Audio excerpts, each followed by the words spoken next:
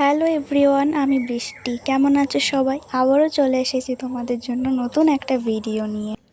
জায়গাটা দেখে কেমন একটা চেনা চেনা লাগছে না? হ্যাঁ, ঠিকই ধরেছো, আমরা সেই দিন গিয়েছিলাম ইকো পার্কে।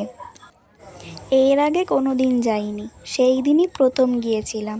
অনেক দিন ধরেই ভাবছিলাম যাব কিন্তু যাওয়া আর হচ্ছিল না। সেই জন্য সেই দিন হুট করে চলেই গেলাম। আমরা যেই দিন গিয়েছিলাম তার আগের দিন ছিল ঈদ, মানে আমরা গিয়েছিলাম ঈদের পরের দিন।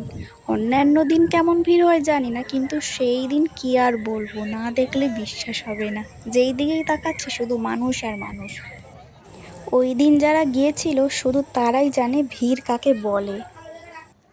আর সেই দিন গরমও পড়েছিল খুব।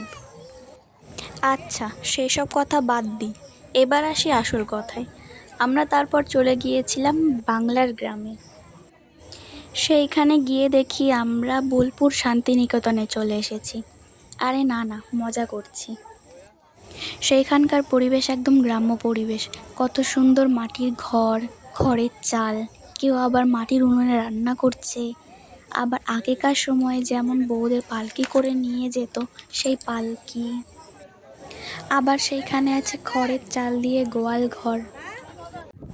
সেইখানে আছে ধানের ক্ষেত, গ্রামে যা যা থাকে আর কি, পুকুর থেকে শুরু করে সব কিছু।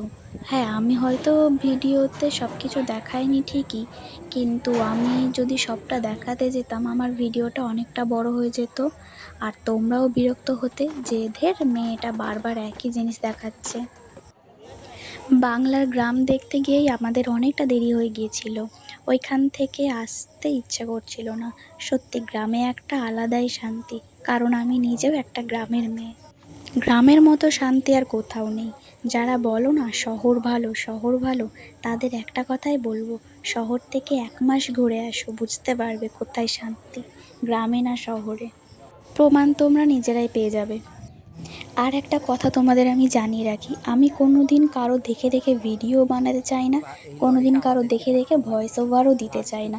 আমি যতটা পারি নিজের মন থেকে দেওয়ার চেষ্টা করি।